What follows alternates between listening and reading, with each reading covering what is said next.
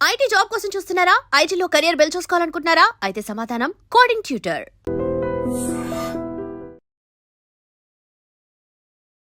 Hi hello నమస్తే, welcome back to iDream media. ఈరోజు మనతో పాటు ఉన్నారు. మీకు వీసా గురించి ఎటువంటి రూల్ తెలుసుకోవాలనుకున్నా, ఎటువంటి విషయాలు తెలుసుకోవాలనుకున్నా, అది ముఖ్యంగా F1 అయి ఉండొచ్చు, H1B అయి ఉండొచ్చు, in other types of visas one stop solution అయిన మన ఇమిగ్రేషన్ లాయర్ అలాగే హైకోర్టు అడ్వకేట్ అయిన పృథ్వీ గారు మనతో పాటు ఉన్నారు. ఈరోజు ముఖ్యంగా ఓపీటీ అండ్ స్టెమ్ ఎక్స్టెన్షన్ సంబంధించిన కొన్ని విషయాలు, ఆ స్టూడెంట్స్ పరిస్థితి ఏంటి, స్టేటస్ ఏంటి అని తెలుసుకుందాం ఈరోజు ఎపిసోడ్లో. నమస్కారం సార్. నమస్తే వీరా.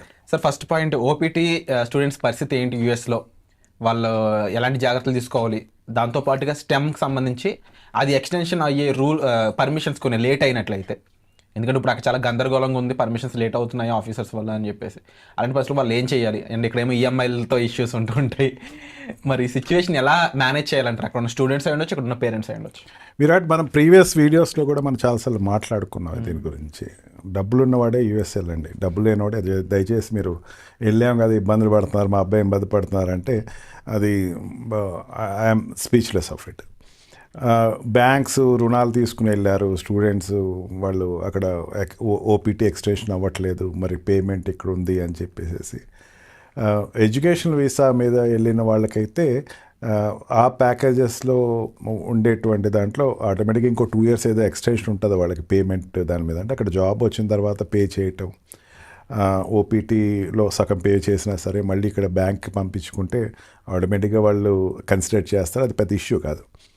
ప్రాబ్లం ఇక్కడ వస్తుందంటే, నేను డబ్బులంతా పెట్టేసేసాను, మా అబ్బాయి పరిస్థితి అర్థం కావట్లేదు, నాకు ఏంటి అగమ్య గోచరంగా ఉంది, ఓపీటీ చూస్తే అదేమో ఎక్స్టెన్షన్ అయ్యేట్టు కనపట్లేదు, స్టెమ్ ఎక్స్టెన్షన్ కనపట్లేదు, ఏంటి అని చెప్పేసి అంటే వాళ్ళతోటి ప్రాబ్లం ఇది.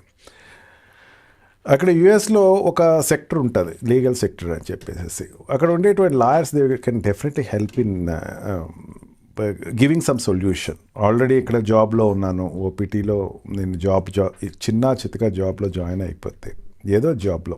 ఇప్పుడు యాజ్ ఆఫ్ నౌ నాకు అనిపిస్తుంది ఏంటంటే, H1B వీసా మీద పెద్ద బాంబే మన ట్రంప్ వేయటం జరిగింది. ఆటోమేటిక్గా H1B వీసా కోసం వెళ్ళే వాళ్ళు తగ్గిపోతున్నప్పుడు వాళ్ళు ఏం చేస్తారు, ఇన్లాండ్ గురించి ఇన్ఫోసిస్ ఈవెన్ ఎస్టర్డే అనుకుంటా నేను చూశాను, నేను ఇన్లాండ్ వాళ్ళని ఎక్కువ తీసుకుంటున్నాము రేదర్ దాన్ అబ్రాడ్ నుంచి తెచ్చుకునే వాళ్ళకి. ఎందుకంటే ఆ అమౌంట్ కట్టాల్సింది వాళ్ళు కట్టాలి, కంపెనీలు కట్టాలి. అక్కడ కంపెనీలు కట్టాలంటే $1,00,000 పెట్టి నేను తెచ్చుకునే కన్నా ఇక్కడ ఉన్న వాళ్ళు తీసుకుంటే బెటర్ అనే ఫీలింగ్లో ఉంటుంది. కొంచెం ఆ సిచ్యువేషన్ సెటిల్ అయ్యే వరకు అక్కడ ఉండేటువంటి స్టూడెంట్స్ వచ్చేటువంటి ఓపీటీ ప్రాజెక్ట్స్ ఖచ్చితంగా ఇంక్రీజ్ అవుతాయి.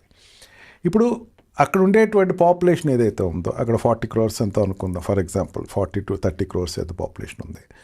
అక్కడ ఉండేటువంటి ఈ సాఫ్ట్వేర్ సెక్టర్స్లోనూ లేకపోతే మెడికల్గా చెప్పుకుంటే డాక్టర్స్ కానీ వాళ్ళు ఏదైతే ఉన్నారో, ఆ ఉండేటువంటి పాపులేషన్లో నేను తీసుకోవాలి, వీళ్ళు తప్ప వీళ్ళు లేదు అనేసరికి మన వాళ్ళు పికప్ అవుతారు. కొంచెం ఆ రేషియోని వెయిట్ చేయాలి, ఆ రేషియో కోసం వెయిట్ చేయాలి. అంతేగాని దాని గురించి ఎక్కువ వరి అయిపోయి ఒక షార్ట్ డిసిషన్ తీసుకుని దయచేసి ఇండియా అయితే రాకండి.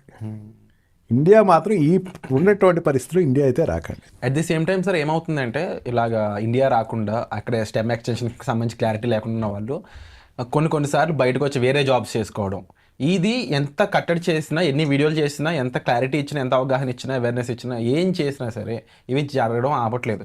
దీనివల్ల ఏమవుతుందంటే ప్రమాదాలు బయట ఉండే అక్కడ లోకల్ అమెరికన్స్ వాళ్ళు గన్ కల్చర్ తెలిసిందే, వాళ్ళు వచ్చి చంపడం చేయొచ్చు, లేదంటే అక్కడ ఉన్న రూల్స్ మీద వాళ్ళని జైల్లోకి తోయడం అయి ఉండొచ్చు, ఇలాంటి చాలా ప్రమాదాలు ఉన్నాయి. దీనికి సంబంధించి అక్కడ స్టూడెంట్స్కి ఏం చెప్తారు?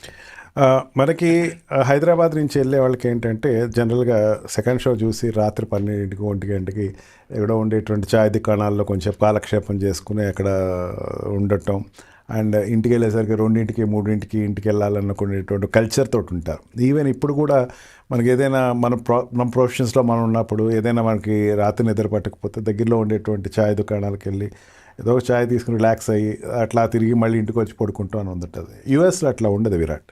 యూఎస్లో సన్సెట్ అయిపోయిన వెంటనే ప్రతి వాళ్ళకి టెన్షన్ మొదలవుతుంది. బికాజ్ ఆఫ్ టెన్షన్ అక్కడ ఉండే వాళ్ళకి మెయిన్ కారణం ఏంటంటే insecurity. These people really feel that as if they are aliens. వీళ్ళు విదేశస్తులు అనేటువంటి భావన కన్నా ఇతర గ్రహాల్లోంచి ఆ గ్రహంలోకి వెళ్ళామని భావంతో ఉంటారు. డెఫినెట్లీ కొన్ని పెద్ద సిటీస్, వాషింగ్టన్ డీసీ కానీ, కాలిఫోర్నియా కానీ, ఇట్లా పెద్ద సిటీస్ 1-2 న్యూ జెర్సీ కానీ తప్ప మిగతా అన్ని సిటీస్లోనూ, మిడిల్ టౌన్స్లోనూ లేకపోతే స్మాల్ టౌన్స్లో కూడా ఇన్సెక్యూరిటీ భయంకరంగా ఉంటుంది. Virat, what you set is correct. Gun culture అక్కడ కామన్. ఏమవుతుందంటే వాడు ఇన్ఎక్స్పీరియన్స్డ్ పర్సన్ ఎవడైనా ఉండి వాడికి జాబ్ రాకపోతే వేరే వ్యక్తికి జాబ్ వచ్చిందంటే వాడు మైండ్లో పెట్టేసుకుంటాడు. ఇప్పుడైనా మన కాలేజెస్లో చూసుకోండి, వాడు వాట్ వీ కాల్ ఈ క్యాంపస్ ప్లేస్మెంట్లో ఎవడికి ఒకడికి జాబ్ వచ్చింది, ఒకటి పదులు ఒకడికి వచ్చింది. సెకండ్ వాడికి ఒక రకమైనటువంటి ఒక జెలసీ ఉంటుంది. ఈ జెలసీ అనేది వీడు సర్లే ఇంకోటి వస్తుంది అనుకుని వదిలేస్తాడు, కానీ అక్కడ జెలసీ అట్లా వదులుకోరు. నాకు కాకుండా ఎవడో ఇండియన్కి వచ్చింది లేకపోతే ఎలియన్కి వచ్చింది, నేనెందుకు, ఇది ట్రిగర్ అప్ చేసుకుంటాడు. వీళ్ళు ఒక యూనియన్ ఫామ్ అవుతారు. యూనియన్ ఫామ్ అయ్యి వీళ్ళందరూ కూడా వీడిని ఎట్లయినా ఎండ్ చేయాలనుకునేవాళ్ళు ఒక సెక్టర్ ఉంటారు. రెండోది ఏంటంటే మన స్టూడెంట్స్కి ఎంత చెప్పినా సరే ఆల్టర్కేషన్స్ అనేది ఆగరు. వీడు మందులోనో తాగుతున్నప్పుడు గొడవలో, లేకపోతే స్ట్రీట్ ఫైట్స్లోనో, లేకపోతే మిగతా స్టూడెంట్స్ తోటి గొడవలు, ఇవన్నీ ఇక్కడ అలవాటు ఉన్నట్టు అక్కడ కూడా ఇక్కడ ఉస్మానియా కాలేజీలో ఉండేటువంటి గొడవలు అక్కడ కూడా కంటిన్యూ అవుతూ ఉంటాయి. ఇక్కడ ఆంధ్ర యూనివర్సిటీలో ఉన్న గొడవలు అక్కడ కూడా కంటిన్యూ అవుతాడు. వీడు ఖాళీగా ఉండడు. వీళ్ళు ఏంటంటే సీరియస్లీ వాళ్ళ కెరియర్ బిల్డప్ చేసుకునే దానికన్నా మిగతా యాక్టివిటీస్లో ఎక్కువ మంది ఉంటారు. గర్ల్ ఫ్రెండ్స్ దగ్గర గొడవలు కావచ్చు, లేకపోతే ఇంకో ఏదైనా గొడవలు కావచ్చు. వీళ్ళు ఎప్పుడు టార్గెట్ అయిపోతారు. నేను ఎప్పుడు ఒకటే మాట చెప్తాను, నువ్వు అక్కడికి వెళ్ళావా, జాబ్ చేస్తున్నావా, సంపాదించుకుంటున్నావా, ఎయిమ్ ఫర్ గ్రీన్ కార్డ్. నీ గ్రీన్ కార్డ్ వచ్చే వరకు మలకుండా ఉండు. గ్రీన్ కార్డ్ వన్స్ వచ్చిన తర్వాత దాన్ని you feel that yes I can stay in this country అనుకో. నువ్వు H1B వీసా వచ్చేసేసి నీ ఇక్కడ I can stay in this country అనుకుంటే అది పెద్ద అబద్ధం. స్టూడెంట్స్ ఏంటంటే ఒక్కసారి అమెరికా వెళ్ళిపోయిన తర్వాత ఇక్కడ నుంచి రాంగ్ ఫీడప్ అవుతారని నా ఉద్దేశం. ఇక్కడి నుంచి అమెరికా వెళ్ళిపోతే ఇంకా ఏదో రకంగా ఇక్కడ ఉండిపోదాం, ఏదో రకంగా ఇక్కడ సాధించుకుంటాం అని చెప్పేసి ఒక భావంతో ఉంటారు. దానికన్నా ఎలాగ ఉండటానికి ఇక్కడ ఏమేమి నేను ఉపాయాలు ఆలోచించాలని ఆలోచించడం. లాస్ట్ ఒక ఎపిసోడ్లో మనం చేసాం ఒక తమిళియన్ గురించి. వాడు IO వీసా తెచ్చుకున్నాడు. ఎట్లా తెచ్చుకున్నాడు? చాలా కష్టపడి ఇంటలెక్చువల్ వాడు క్రియేట్ చేసుకుని, వాడు ఎరీనా క్రియేట్ చేసుకుని, మ్యాక్సిమం పేపర్ సబ్మిట్ చేసి, రీసెర్చ్ పేపర్ సబ్మిట్ చేసుకుని IO వీసాకి ఎలిజిబుల్ అయ్యాడు. నువ్వు కాన్సన్ట్రేట్ చేయాల్సింది అట్లాగా. ఈ H1B వీసాతో ప్రాబ్లం వస్తూ ఉంటే IO వీసాస్ ఎట్లా తెచ్చుకుందాం, ఇంకొక ఇంటలెక్చువల్ వీసాస్ ఎట్లా తెచ్చుకుందాం, దీని మీద కాన్సన్ట్రేట్ చేస్తే career will be wonderful. 9 doors close అయితే ఒక డోర్ ఓపెన్ ఉంటుంది. ఆ విషయం మీరు అర్థం చేసుకోండి. దానికి సంబంధించి డౌట్స్ ఉన్నా సరే మీకు ఇలాంటి ప్రొఫెషనల్తో మేము ఇంటర్వ్యూ చేసేది కూడా ఆ రీజన్ మీద. ముఖ్యంగా పృథ్వీ గారు దీనికి సంబంధించి నెంబర్ ఆఫ్ వీడియోస్ అనేవి ఒక నాలెడ్జ్లా ప్రొవైడ్ చేస్తూ ఉన్నారు. మీకు మరింత డీటెయిల్స్ కావాలంటే మీరు సార్ని సంప్రదించవచ్చు. He's available for you. And moreover ఇలాంటి విషయాలు మా ముందుకు తీసుకొచ్చి ఒక క్లారిటీ ఇస్తూ ఒక ఆన్సర్ ఇస్తున్నందుకు, ఒక సొల్యూషన్ మాకు చూపిస్తున్నందుకు thank you so much sir. Thank you very much. And for more videos, Please subscribe to iDream. Please subscribe to iDream. Please subscribe iDream. And please subscribe to iDream. For more videos, subscribe to iDream. please like, share and subscribe to the channel. Congratulations, iDream. Subscribe to iDream. Subscribe to iDream. So subscribe to iDream Media. iDream की iDream team अंदर की huge congratulations. Please subscribe iDream Media. Please subscribe to iDream. Subscribe iDream. Please subscribe to iDream. iDream అంటే నా కళల ఛానల్ను subscribe చేసుకున్న నోరు తిరుగుతలేదు.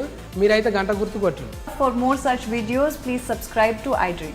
Subscribe to iDream. Please subscribe to iDream. Please subscribe iDream Media. Please do subscribe to iDream. Please subscribe to iDream Media. For best entertainment and information, please subscribe iDream. And don't forget to subscribe to iDream.